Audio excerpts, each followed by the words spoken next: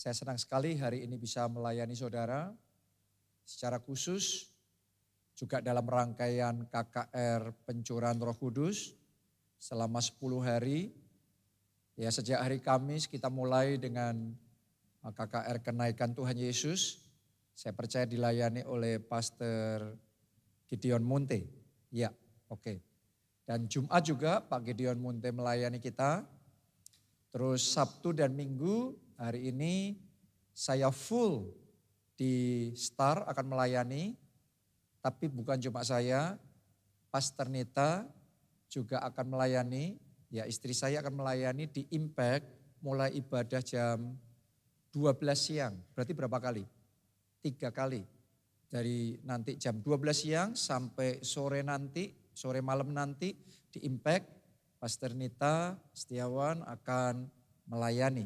Jadi Anda yang punya waktu setelah selesai dari Star, Anda boleh ke Impact dan Anda terima berkatnya double porsi. Amin. Haleluya. Terus sepanjang minggu ini Anda juga akan masih dilayani oleh hamba-hamba Tuhan, staf gembala keluarga Allah, tapi juga banyak pendeta tamu akan melayani. Ada Pastor James Singh dari Singapura yang Tuhan berikan karunia profetik, karunia kenabian yang luar biasa sekali. Menurut saya dikasih Tuhan ketajaman untuk melayani dan mungkin pertama kali ketemu sama saudara belum mengerti apa-apa, tapi seringkali beliau dikasih pernyataan-pernyataan untuk ngerti hidup saudara dan menyampaikan pesan-pesan Tuhan tentang arah hidup saudara dan macam-macam banyak hal, dan Tuhan pakai dia luar biasa. Banyak orang yang hidupnya diubahkan, dibangun, dibangkitkan melalui pelayanan beliau ini. Ya, jadi nanti kita akan terima impartasi pengurapan yang luar biasa. Ada juga Pastor Raymond Mui dari Malaysia yang Tuhan berikan karunia kesembuhan ilahi. Jadi dia pelayanan di berbagai negara di dunia, di Australia, di Eropa, di Amerika. Ya, tapi dia sendiri juga dari Malaysia ya, tapi pelayanannya di seluruh dunia, dan di mana dia melayani selalu Tuhan menyertai dia dengan berbagai macam mujizat dan tanda-tanda ajaib. Ya, beliau itu murid dari mendiang Morris Cerullo. Ya, jadi koordinator pelayanan Morris Cerullo seluruh Asia, saudaraku. Ya, jadi saya percaya minggu ini saudara kita semua akan pesta rohani, kita akan terima pencurahan Roh Kudus yang luar biasa. Dia akan curahkan di tengah-tengah kita. Amin. Dan hari ini firman Tuhan yang saya mau bagikan sama saudara spesifik, judulnya adalah kesembuhan dan kesehatan. Healing and health. Saya percaya firman Tuhan hari ini akan mengubah banyak orang di tempat ini. Sehingga melalui firman Tuhan hari ini Anda punya senjata untuk combating your sickness. Untuk melawan, untuk berperang dan mengalahkan sakit penyakit saudara. Dan memiliki tubuh yang sehat sehingga Anda bisa mencapai full potential, potensi penuh yang Tuhan sudah taruh di dalam kehidupan saudara. Oke, Anda ready? Karena Anda harus tahu bahwa di dalam kehidupan kita ini untuk kita maju, untuk kita mengerjakan rencana Tuhan dalam hidup kita, untuk kita sukses dalam hidup kita, juga dibutuhkan kerja keras. Dan kerja keras dibutuhkan kapasitas tubuh yang memadai untuk bisa mengerjakan hal-hal yang harus kita kerjakan. Anda boleh diberkati Tuhan, diurapi Tuhan, pengurapannya sama, talentanya sama, karunianya sama. Tapi kalau kerja kerasnya yang satu sedikit, yang satu banyak, pasti hasilnya berbeda.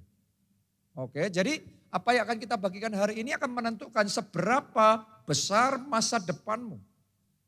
Itu sebabnya kita harus bisa mendapatkan, menangkap apa yang firman Tuhan bagikan hari ini tentang kesembuhan dan kesehatan. Are you ready? Saudara siap? Ya.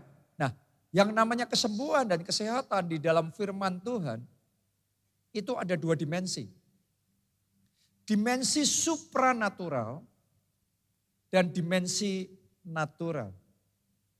Nah kadang-kadang di dunia kekristenan banyak gereja, banyak pendeta cuma ngajar yang dimensi supranatural. Yes, ini yang terpenting. Tapi Anda juga harus ngerti, firman Tuhan juga mengajar kesembuhan dan kesehatan secara natural juga. Saya mulai dengan yang natural dulu, supaya Anda ngerti dan kita dapat perspektif yang penuh tentang kesembuhan dan kesehatan. Kalau Anda telah teliti di dalam Alkitab, Anda akan menemukan kisah tentang Yosua dan bangsa Israel ketika mau mengambil alih tanah perjanjian. Terlebih dahulu Tuhan suruh bangsa Israel disunat. Anda masih ingat kisah itu? Nah, ketika mereka sudah disunat, Tuhan ngomongnya gini, tunggu sampai pulih sepenuhnya. Oke. Nah, saya mau tanya sama saudara, kalau disuruh nunggu sampai pulih, berarti proses pemulihan yang Tuhan pilih untuk mereka waktu itu adalah proses kesembuhan secara supranatural atau natural? Natural. Padahal di zaman itu demonstrasi kuasa Tuhan dahsyat sekali. Mesir digebuk dengan 10 tulah yang sangat ajaib. Laut mati terbelah menjadi 2. Wih, demonstrasi kuasa Allah, tiang awan, tiang api. Dan banyak hal yang lain. Tetapi urusan sunat disuruh pemulihannya secara natural. Coba Anda renungkan itu. Jadi Anda harus pahami bahwa Tuhan tidak menentang kesembuhan natural. Kesembuhan dan kesehatan natural itu adalah kesembuhan dan kesehatan sesuai dengan hukum-hukum alami yang Tuhan tetapkan ketika Dia menciptakan dunia ini. Yang menciptakan dunia ini siapa? Tuhan. Tuhan menciptakan dengan hukum gravitasi. Ya tentunya saudara akan harus mengikuti hukum gravitasi secara natural. Tapi Yesus juga mendemonstrasikan ada yang lebih dari natural, supranatural. Karena itu Yesus berjalan di atas air, itu supranatural. Dalam kesembuhan dan kesehatan juga sama. Ketika Dia menciptakan dunia ini, ada hal-hal, prinsip-prinsip, hukum-hukum yang Dia tetapkan supaya orang itu sehat, supaya orang itu sembuh. Itu secara natural. Tapi lebih dari itu, Dia juga menyediakan supranatural. Jadi kita jangan menentang yang natural. Oke, contoh lagi dalam Alkitab. Kalau Anda teliti, Anda akan menemukan Timotius, muridnya Rasul Paulus, itu sering terganggu pencernaannya. Dan tubuhnya sering lemah. Oke. Padahal Rasul Paulus ini diurapi Tuhan luar biasa. Alkitab jelas mencatat.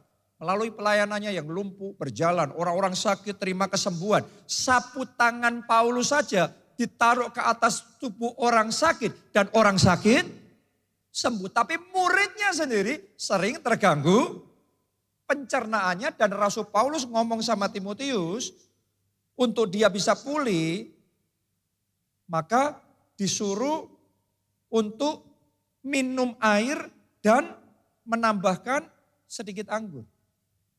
Oke. Artinya ada ramuan-ramuan yang secara natural bisa dikerjakan dan itu akan membantu proses kesembuhan dan kesehatan. Jadi firman Tuhan tidak menentang untuk urusan yang seperti itu. Oke, bahkan salah satu rekan kerja Rasul Paulus sendiri namanya adalah Lukas.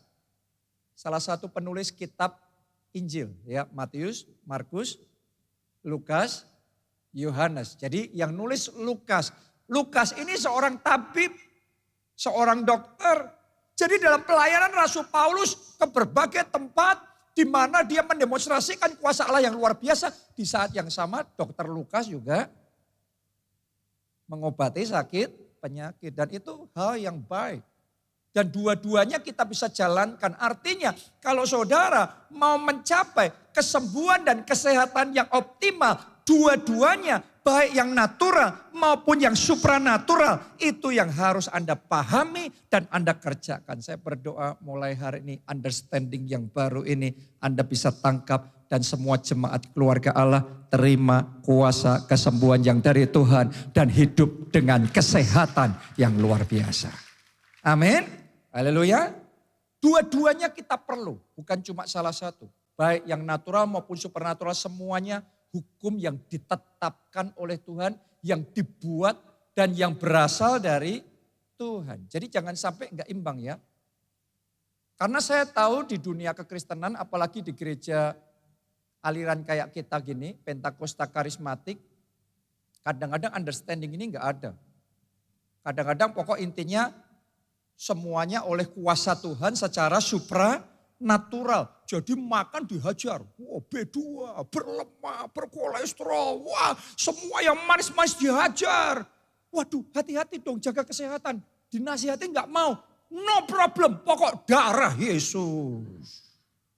Lah, waktu dia ngomong gitu kayaknya gagah banget, kayaknya rohani banget, kayaknya beriman banget, kayaknya diurapi banget. Tapi saya sudah membuktikan berulang-ulang, orang yang seperti itu akan menanggung konsekuensinya. Seberapapun diurapinya dia, saya sudah melihat hamba-hamba Tuhan yang dipakai Tuhan benar mendemonstrasikan kuasa Allahnya real. Dalam pelayanannya yang lumpuh berjalan, yang buta melihat, yang tuli mendengar dan seterusnya.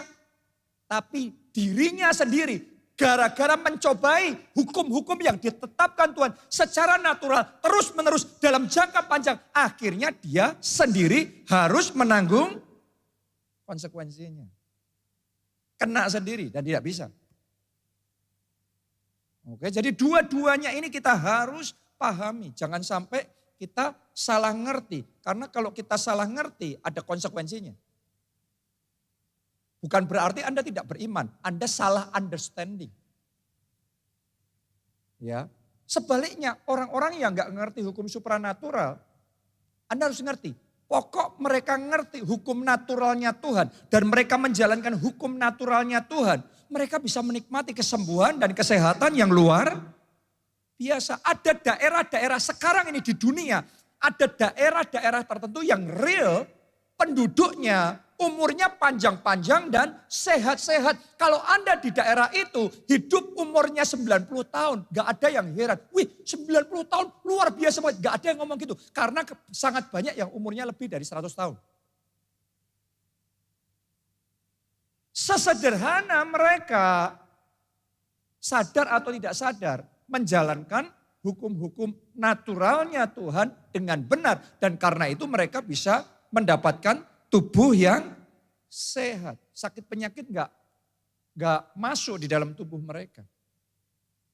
Mulai hari ini doa saya, tubuh saudara sembuh, tubuh saudara sehat, stamina saudara fit, tubuh saudara punya kapasitas untuk kerja keras, untuk melayani Tuhan, untuk bersaksi, untuk selamatkan jiwa-jiwa, untuk jadi berkat bagi banyak orang, sehingga melalui hidupmu nama Tuhan dipermuliakan. Tepuk tangannya buat Tuhan kita yang luar biasa. Secara sekilas ya, hukum naturalnya Tuhan untuk kesembuhan dan kesehatan, apa saja yang harus kita lakukan? Nomor 1, aktif olahraga. Anda nggak bisa sehat tanpa badan saudara aktif dipakai. Entah olahraga khusus atau memang aktivitas saudara pakai banyak kekuatan fisik. Tubuh saudara harus bergerak, harus dipakai. Ya kita hidup di kota yang seringkali cuma di kamar, terus kemudian naik motor, sampai di kantor, duduk di kantor. Pokok semuanya duduk terus. Semuanya rebahan, apalagi pandemi kemarin. Jadi manusia rebahan. Kalau tubuh kita ini enggak aktif, tubuh kita ini pasif dalam jangka panjang, jadinya soak. Enggak bisa fit, enggak bisa seger. Orang yang seger itu bukan orang yang diem terus. Orang yang bergerak, orang yang tubuhnya dipakai. Karena memang ketika Tuhan menciptakan tubuh kita didesain untuk bergerak. Alkitab sendiri ngomong bahwa latihan badani itu bermanfaat. Benar terbatas, benar yang rohani itu yang lebih bermanfaat. Tapi bukan berarti yang jasmani tidak bermanfaat. Yang jasmani bermanfaat. Karena itu olahraga. Saya berapa waktu yang lalu dengar seorang dokter umurnya sudah 100 tahun lebih. Wih, sehatnya luar biasa. Anda kalau ketemu kayak umur 60-an tahun. Dan dia membagikan rahasia kesehatan. Dan satu yang dia ngomong, orang kalau olahraganya benar, nggak ngawur ya, nggak terlalu ekstrim, ya, pokok nggak ngaco, pokok yang dosis yang benar. Olahraga dengan dosis yang tepat. Ya, setiap 1 jam olahraga akan menambah umur jadi 3 jam. Jadi yang malas olahraga, ayo olahraga, oke? Olahraga sehari setengah jam aja, saudaraku. Berarti setiap hari umurmu tambah panjang 1,5 jam. Haleluya, panjang umur semuanya dalam nama Tuhan Yesus. Haleluya. Yang kedua, bersukacitalah senantiasa di dalam Tuhan. Ini adalah obat yang Tuhan sudah tetapkan supaya tubuhmu sehat, jiwamu harus bersukacita. Orang yang sama, tubuh stamina yang sama. Kalau stres, kalau banyak sedihnya, kalau menyimpan duka cita, dibandingkan kalau hatinya gembira, pasti kesehatannya beda. Jadi kalau saudara memerangi sakit penyakit saudara, jangan perangi sakit penyakitmu dengan stres, dengan sedih karena didiagnosa sakit, tambah stres, tambah sedih, tambah lemes lah. Padahal Alkitab sudah ngomong, hati yang gembira adalah obat yang manjur. Jadi untuk melawan sakit penyakit yang berbahaya itu, Anda butuh hati yang gembira. Karena itu obat yang manjur, yang diurapi Tuhan, ditetapkan oleh Tuhan untuk mengobati berbagai macam sakit penyakit. Amin. Jadi bersukacitalah senantiasa di dalam Tuhan. Sekali lagi aku katakan, bersukacitalah itu kata firman Tuhan supaya tubuhmu sehat. Supaya sakit penyakitnya lenyap. Amin. Migrenmu lenyap. Masalah pencernaannya lenyap. Kenapa kok ada migren, ada masalah pencernaan? Seringkali karena stres. Lanjutin terus lama-lama. Selesai. Hal yang simpel begini. Jadi kadang-kadang ngelawan sakit penyakit tidak selalu dalam nama Yesus. Tidak. Ya tentunya ada waktunya untuk itu. Tapi ada waktunya Anda happy aja. Hidup dibuat happy aja. Kita sudah hidup di dunia ini terbatas waktunya. Kok dibuat serba berat, serba susah. Mulai hari ini saya berdoa jemaat keluarga Allah Jogja terdiri dari orang-orang paling happy se-Jogja, paling enjoy, paling bersuka cita, paling bergembira dalam hidup saudara. Itu senjata yang powerful untuk melawan sakit penyakit. Itu senjata yang powerful yang diurapi Tuhan. Jadi obat mendatangkan kesembuhan dan kesehatan buat tubuh kita. Kasih tahu kiri kananmu, be happy, be happy, be happy. Ayo sukacita, ayo yang gembira, yang gembira, yang gembira. Yang ketiga, hidup rukun dengan orang-orang di sekelilingmu. Bapak Ibu, rukun. Sama adik, sama kakak, rukun. Rukun itu panjang umur. Kalau suami istri udur-uduran terus. Sudah ngerti tadi tuh ya, ternyata itu pengaruh loh ya. Olahraga tadi yang dokter ngomong, setiap 1 jam nambah jadi 3 jam, 3 kali lipat. Ya, Anda harus ngerti kerukunan itu menambah keluargamu umur panjang. Orang-orang yang berarti buat saudara, orang-orang yang di sekitar saudara atau orang-orang di kantor di mana Anda bekerja, gak usah berkelahi sama semua orang gitulah. Sama ini bertengkar, itu bertengkar, ini sakit hati, itu tersinggung. Ya, lama-lama gak panjang umur kalau gitu caranya. Yang rukun sungguh alangkah baiknya, sungguh alangkah indahnya bila saudara seiman hidup rukun bersama karena kesanalah Tuhan perintahkan berkat-berkatnya. Termasuk berkat kesehatan Tuhan perintahkan. Di mana ada kerukunan. Suami istri yang rukun umurnya panjang. Amin. Yang keempat, makanlah makanan natural yang sehat dan bernutrisi. Kita hidup di dunia kalau kita pergi ke toko, kebanyakan makanan itu makanan yang diolah. Tapi coba Anda tambah makanan yang alami. Dari awal Tuhan ciptakan dunia ini, manusia juga belum mengolah makanan gimana kok. Disuruh makan buah-buahan di pohon itu yang alami. Makan sayur, makan buah, biji-bijian yang menyehatkan buat saudara. Yang kelima, makanlah yang secukupnya. Makan sehat pun yang secukupnya. Doa Bapak kami itu loh. Bapak kami yang di surga, apa tadi? Berikanlah kepada kami hari ini makanan kami yang secukupnya. Ada di sini anak muda yang kalau makan kalau enggak sampai pelepek di hati. Selesai itu diare. Ya kan, karena dipaksa perutnya over capacity. Jangan dipaksa, makan itu sudah cukup kenyang. Jangan kenyang banget. No, cukup kenyang. Makanan kami yang secukupnya.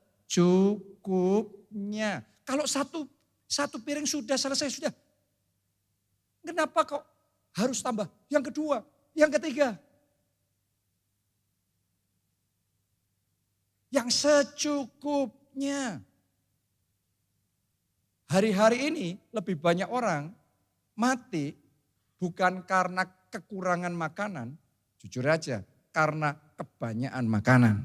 Termasuk anak kos kalau malam makan Indominya 5 bungkus.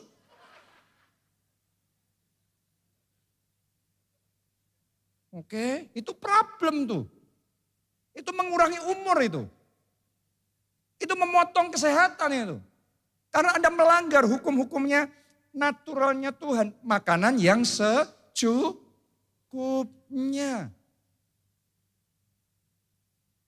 Dan itu akan membuat saudara juga lebih langsing, lebih cantik, lebih ganteng. Amin. Haleluya. Kasih dulu tepuk tangan buat Tuhan kita yang luar biasa. Yang keenam, minum air yang cukup setiap hari. Air itu juga menyehatkan. Yang ketujuh, minimalkan makanan yang tidak sehat. Saya ngomong minimalkan ya. Pak makan ini boleh enggak Pak? Makan itu boleh enggak? Terserah. Tapi dikit aja. Untuk icip-icip aja. Makan yang sehat, yang banyak, yang berkolesterol, yang manis-manis, yang gorengan enggak apa-apa. Tapi dikit aja. Jangan dihajar itunya. Oke. Jadi jangan kita buat hidup juga miserable ya. Jangan buat hidup itu jadi menderita. Ada orang mau hidup sehat, pokok ini nggak boleh, itu nggak boleh, ini nggak boleh. Semuanya nggak boleh, makan apa kita? Akhirnya menderita, akhirnya nggak tahan lama. Hidup sehatnya nggak tahan lama. Kita enjoy saja hidup kita. Tapi yang kayak gitu-gitu, yang berkolesterol, yang manis, yang gorengan, sedikit. Oke. Yang terakhir, yang ke-8, istirahat yang cukup. Saya ngomong gini, saya yang sama, diurapinya sama, pengurapannya sama, tapi kalau kemarin malam gak tidur dan kemarin malam tidurnya nyenyak, saya yakin pelayanan saya hari ini pasti berbeda. Benar apa tidak? Pengurapannya sama, tapi tidur gak tidur berbeda. Demikian juga kesehatan saudara. Anda tidurnya benar dan tidurnya ngacau. Sehatnya berbeda. Jadi kalau Anda sedang melawan sakit penyakit, kerahkan 8 hukumnya Tuhan itu untuk melawan sakit penyakit. Anda akan melihat bagaimana boleh dikatakan Anda ngikutin yang ini, 8 ini aja. 80-90% sakit penyakit di tubuh kita lenyap sendiri. 80-90% sakit penyakit yang dialami oleh manusia lenyap sendiri. Hanya dengan hukum Natural ini saja. Lakukan dengan benar, dengan teratur, dengan konsisten. Dan nikmati kesembuhan, nikmati kesehatan yang daripada Tuhan. Haleluya. Jadi kalau Anda sakit tadi itu, jangan lupa ya. Memang kalau sakit gak ada yang happy ya, gak ada yang senang. Kalau saya sakit senang, ya enggak. Makanya bersukacitalah, bergembiralah karena Tuhan. Bukan karena sakit. Artinya saat saudara sakit, Anda tetap bisa bergembira karena aku punya Tuhan yang menyembuhkan aku. Amin. Tuhan yang sanggup menyembuhkan segala macam sakit penyakitku. Jadi bergembira, Anda punya 1001 alasan untuk bergembira di dalam kehidupan saudara. Jangan satu urusan, satu masalah membuat sukacitamu hilang. No. Pakai 8 jurus tadi sebagai senjata yang powerful untuk melawan sakit penyakit apapun dalam tubuh saudara. Nanti kan Anda akan melihat tiba-tiba kita lebih sehat, kita lebih fit, lebih bugar, kita lebih kreatif, kita lebih produktif, kita bisa kerja keras kayak gak ada capeknya. Berapa banyak orang yang tiap hari kerja keras capek, baru kerja sebentar capek. Mau sukses gimana? Emangnya sukses cuma langsung turun dari langit? Ada hukum supranatural, hujan berkat langsung turun dari langit dan saya percaya itu terjadi. Mujizat begitu saja, tetapi Tuhan juga mau kita ngelakuin bagian kita secara natural juga. Kerja keras juga harus, rajin juga harus, tekun juga harus. Dan Anda butuh tubuh saudara, fit, sehat, ready untuk melakukan bagian saudara. Nanti Anda akan melihat terobosan yang Tuhan kerjakan dalam hidupmu besar. Amin, tepuk tangannya yang paling meriah buat Tuhan kita. Nah sekarang kita masuk ke dimensi supranatural. Tadi kita sudah belajar tentang kesembuhan kesehatan natural. Sekarang supranatural. Ada banyak orang ekstrim sebaliknya. Yang penting natural, supranatural nggak perlu. Saya mau ngomong sama saudara, akan ada situasi dalam hidup manusia ketika kita diperhadapkan di mana yang natural pun tidak bisa. Kita butuh intervensi ilahi yang dari Tuhan untuk menyembuhkan sakit penyakit kita yang tidak bisa dikerjakan. Hanya secara natural kita butuh kuasa Tuhan dilepaskan sehingga semua sakit penyakit kita disembuhkan. Jadi ada hukum supranatural loh saudaraku. Dalam Alkitab dicatat. Dalam pelayanan Tuhan Yesus di dunia. Dia membuat yang lumpuh berjalan, yang buta melihat, yang tuli mendengar. Bahkan yang mati dibangkitkan. Supranatural, ada momennya Tuhan mengizinkan kuasa supranatural terjadi. Walaupun zaman itu yang mati ya banyak sekali. Tapi ada case tertentu Tuhan kasih demonstrasi bahwa kuasa Tuhan itu lebih dari cukup sehingga orang anak muda yang mati itu dibangkitkan. Nah itu hukum supranatural. Tuhan kerjakan. Contoh lagi, Abraham dan Sarah nggak bisa punya anak. Gimana? Sudah nggak ada harapan bisa punya anak. Tapi Tuhan bisa intervensi ilahi, memberkati rahimnya Sarah, memberkati Abraham, benihnya Abraham juga. Sehingga akhirnya mereka bisa punya anak. Dapat anak mujizat. Saya berdoa di tempat ini yang sudah menikah sekian lama, belum punya keturunan. Hari ini kuasa supranatural yang dari atas menjamah hidup saudara. Memberkati rahim saudara. Memberkati hidup saudara, tubuh saudara. Sehingga Anda subur dibuat oleh Tuhan menjadi subur. Sehingga Anda bisa mempunyai keturunan anak mujizat. Seperti Abraham dan Sarah dikasih Ishak. Saudara juga dapat Ishak saudara. Saudara juga dapat anak mujizat saudara. Itu supranatural. Firman Tuhan itu open book. Apa adanya. Jadi dia ngomong apa adanya. Mazmur 105 ayat yang ke-37. Dituntunnya mereka keluar membawa perak dan emas, dan di antara suku-suku mereka tidak ada yang tergelincir. Ini saat bangsa Israel keluar dari Mesir ya, ditulis begini, tidak ada yang tergelincir. Itu kata frase yang dipakai dalam Alkitab kita bahasa Indonesia. Tapi tahukah saudara, dalam Alkitab terjemahan masa kini, ditulisnya semuanya sehat dan kuat. Dalam Alkitab bahasa Inggris ditulis gini, not one feeble person among their tribes. Artinya Alkitab bahasa Inggris mencatat tidak ada satupun orang yang lemah, yang sakit di antara suku-suku mereka. Jadi waktu keluar dari Mesir menuju ke tanah perjanjian, itu 2 juta orang semuanya sehat dan kuat. Coba Anda renungkan itu. Yang kayak gitu nggak mungkin kecuali kalau kuasa Tuhan yang menaungi mereka. Ini supranatural. Makanya saya ngomong sama saudara, Alkitab tuh buku yang very honest, sangat jujur. Ngomong apa ya itu, terjadinya apa ya dicatat di situ.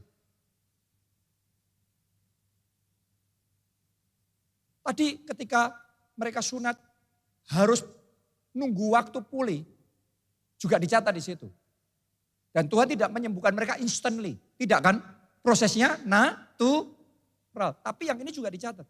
Tidak ada yang sakit, tidak ada yang lemah di antara mereka. Semuanya sehat, semuanya kuat. Saya berdoa blessing yang sama Anda terima di dalam keluarga saudara, di dalam gereja kita. Semuanya sehat, semuanya kuat. Ada yang sakit disembuhkan, ada yang lemah dikuatkan. Katakan amin, tepuk tangannya yang paling meriah buat Tuhan kita. Karena ada kuasa kesembuhan ilahi yang dari Tuhan. Tapi untuk Anda bisa mengerjakan itu, Anda harus ngerti yang namanya covenant of healing and health. Perjanjian, kita sudah bicara tentang perjanjian ya. Ada yang namanya covenant of healing, perjanjian kesembuhan. Alkitab saudara itu, Alkitab itu buku perjanjian. Ya, Anda ke notaris, Anda punya, kadang orang membuat akta itu perjanjian, betul apa tidak? PPJB, Perikatan Perjanjian Jual Beli. Alkitab itu perjanjian.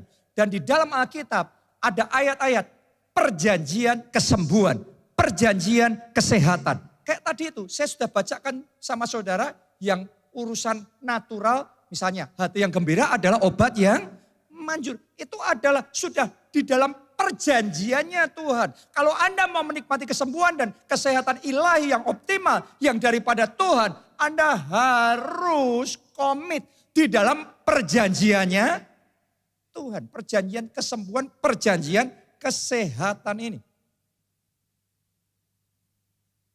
Dan satu hal, kalau kita mau mengakses yang supranatural, kesembuhan ilahi yang tidak bisa dilakukan secara natural, saya mau ngomong sama saudara, kunci untuk mengakses kuasa Tuhan itu sehingga bekerja dan kita terima mujizat, kita terima kesembuhan ilahi, kesehatan ilahi, kuncinya adalah iman. Iman. Kita baca Matius 9 ayat 22. Tetapi Yesus berpaling dan memandang dia, perempuan yang pendarahan 12 tahun itu ya, serta berkata, teguhkanlah hatimu hai anakku. Apa kata Yesus? Imanmu. Semuanya katakan imanmu. Saudara katakan lebih keras, imanku. Yesus ngomong imanmu telah menyelamatkan engkau. Maka sejak saat itu sembuhlah perempuan itu. Perempuan itu tidak sembuh dengan ramuan ini, ramuan itu, obat ini, obat itu. Tetapi imannya menyelamatkan, imannya menyembuhkan. Kalau Anda mau terima kuasa dari Tuhan bekerja dalam hidup saudara, berimanlah bahwa Tuhan sanggup menyembuhkan sakit penyakit saudara. Lebih meriah lagi buat Tuhan yang sanggup menyembuhkan apa yang manusia tidak bisa kerjakan. Tuhan sanggup kerjakan. Imanmu menyelamatkan. Imanmu menyembuhkan. Imanmu menyehatkan. Makanya orang yang ngerti hukum ini dia pakai iman itu bukan untuk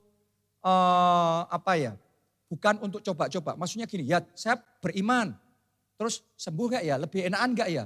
Wah kok gak enak? Berarti percuma ini. Nah itu salah, pakai imannya salah. Iman itu senjata untuk membalikkan keadaan kita. Iman itu senjata untuk mengalahkan sakit penyakit kita. Jadi kalau Anda sakit, saat Anda tambah sakit, saat tubuhmu tambah lemah, justru engkau harus semakin beriman. Sehingga sakit penyakitmu bisa dikalahkan, dilenyapkan, engkau bisa terima kesembuhan. Karena iman itu cara untuk menarik kuasa Allah bekerja dalam hidup kita. Lihat ya, Abraham caranya bisa membuat tubuhnya dan istrinya bisa subur kembali sehingga punya keturunan seperti apa. Roma 4 ayat 19 sampai 21. Waktu Abraham gak punya anak sampai tuanya, sampai tubuhnya sudah lemah. Ditulis begini, imannya tidak menjadi lemah. Saya berdoa imanmu tidak menjadi lemah. Apapun yang sedang terjadi dalam hidup saudara, masalah apapun, kondisi sakit penyakit seperti apapun, imanmu tidak menjadi lemah. Walaupun ia mengetahui bahwa tubuhnya sudah sangat lemah. Anda boleh mengetahui ada sakit A, sakit B, sakit C, ada diabetes, ada masalah di tulang, ada masalah di syaraf, ada migrain, ada cancer. Abraham mengetahui tubuhnya lemah, tapi imannya tidak menjadi lemah. Doa saya iman jemaat keluarga Allah tidak menjadi lemah. Dengan situasi seperti apapun, dengan masalah seperti apapun, dengan sakit penyakit seperti apapun, imanmu tidak menjadi lemah. Amin. Karena usianya telah kira-kira 100 tahun dan bahwa rahim Sarah telah tertutup. Padahal rahimnya sudah tertutup. Tetapi terhadap janji Allah. Anda percaya janji Allah? Anda percaya dengan firman Allah? Terhadap janji Allah ia tidak bimbang karena ketidakpercayaan. Malah, semuanya katakan malah. Lebih keras saudaraku, katakan malah. Lebih keras lagi katakan malah. Malah ia diperkuat dalam imannya. Ini rahasianya Abraham nih. Gak banyak orang bisa ngalami seperti Abraham karena gak tahu rahasia ini. Saat tubuhnya menjadi lemah, imannya tidak menjadi lemah. Malah ia semakin diperkuat dalam imannya. Itu cara menang perang tuh gitu saudaraku. Saat masalahmu tambah banyak. Saat persoalanmu tambah banyak. Saat kau mengalami kegagalan demi kegagalan. Saat kau harus berperang dengan sakit penyakit yang berbahaya. Imanmu tidak menjadi lemah. Malah engkau semakin diperkuat di dalam imanmu. That is faith. Itu real faith. Itu iman sejati yang bisa membalikkan situasi kita. Yang menarik kuasa Allah untuk bekerja. Dan menjamah serta menyembuhkan semua sakit penyakit kita. Katakan amin. Tepuk tangannya pula yang paling meriah buat Tuhan kita. Ia diperkuat dalam imannya dan ia memuliakan Allah. Dengan penuh keyakinan bahwa Allah berkuasa untuk melaksanakan apa yang telah ia janjikan. Saya bisa merasakan bahwa saat ini juga ada orang-orang di tempat ini dengan semua yang engkau alami dalam hidupmu, harusnya teman-teman sudah berpikir Anda ambles.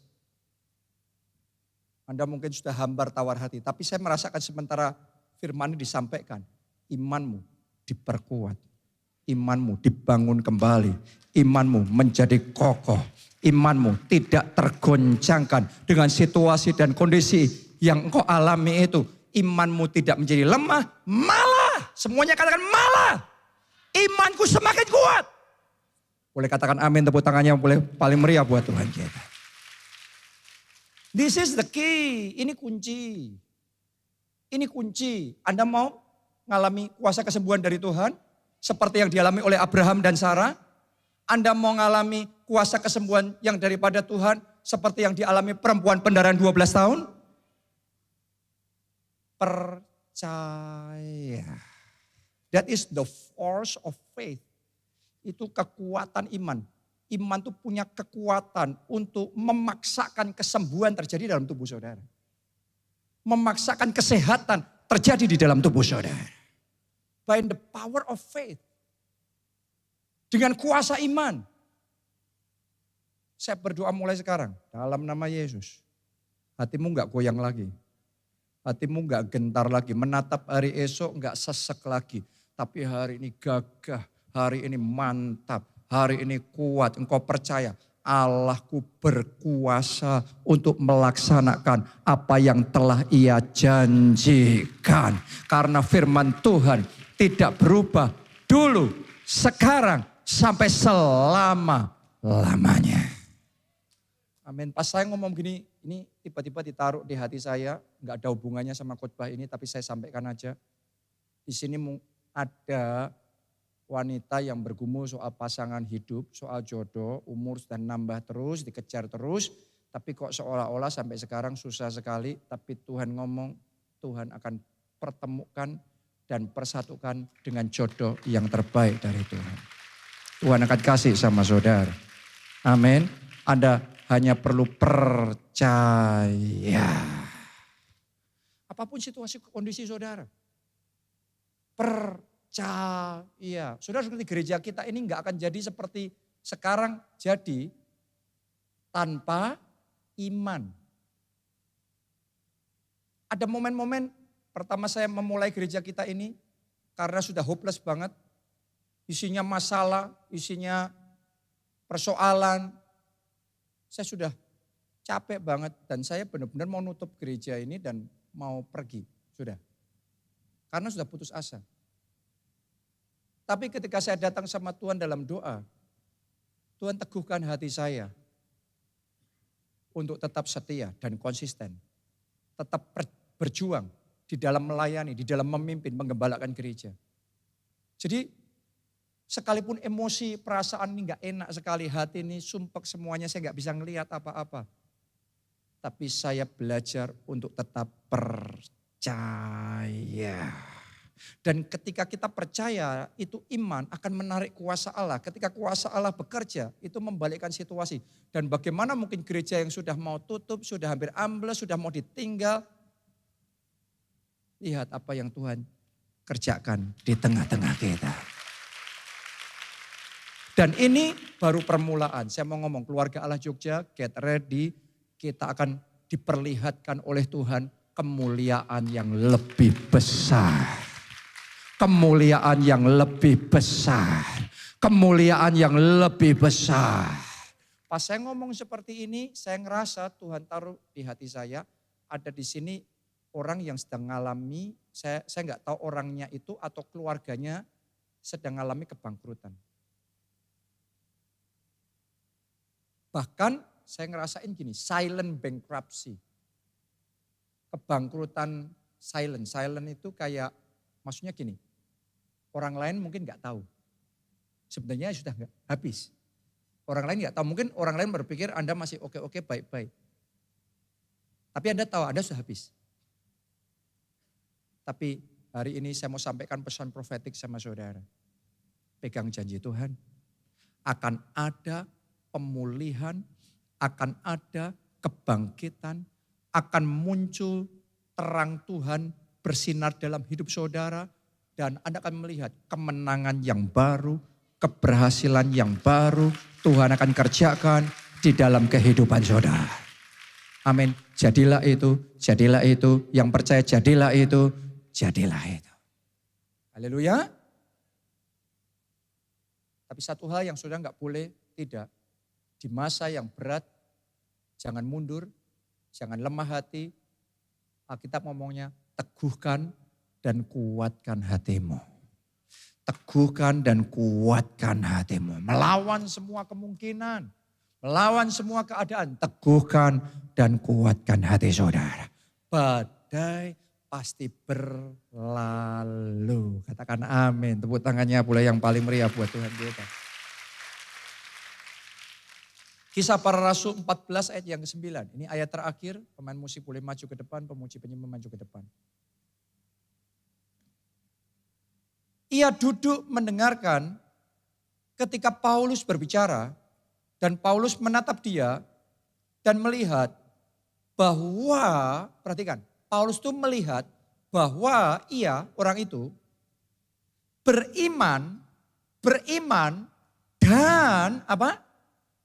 Dapat disembuhkan. Karena kunci kesembuhan dan kesehatan ilahi itu iman. Ada yang dapat disembuhkan, ada yang tidak dapat. Anda harus tahu, dicatat juga dalam Alkitab, di mana Yesus yang penuh kuasa, penuh urapan itu tidak dapat mengerjakan banyak mujizat di sana. Karena itu di tempat asalnya. Kenapa?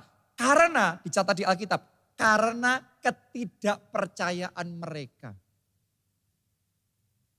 Bukan berarti kalau kita nggak terima kesembuhan, maka pasti karena kita tidak percaya. Bukan berarti gitu juga. Jadi Anda juga jangan merasa tertuduh dan bersalah. Tapi yang Alkitab ngomong, kalau saudara mau mengakses kuasa Tuhan, Anda harus tahu, Anda butuh iman.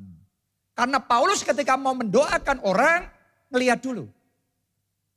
Ditulis sana, ia melihat orang itu beriman dan dapat disembuhkan. Ya doain sembuh. Lihat saudaraku. Itu Alkitab yang mencatat. Jadi hari ini saya berdoa yang tidak punya iman. Bangkit imannya. Muncul. Karena iman timbul dari pendengaran. Pendengaran akan firman Kristus. Tadinya nggak ada iman. Dengar firman. Imannya bangkit. Yang tadinya tidak bisa. Sekarang dapat disembuhkan. Hari ini ada double blessing Tuhan sediakan buat kita, healing and health. Kesembuhan dan kesehatan. Saya berdoa ini yang akan Anda nikmati, ini yang akan Anda terima dari Tuhan.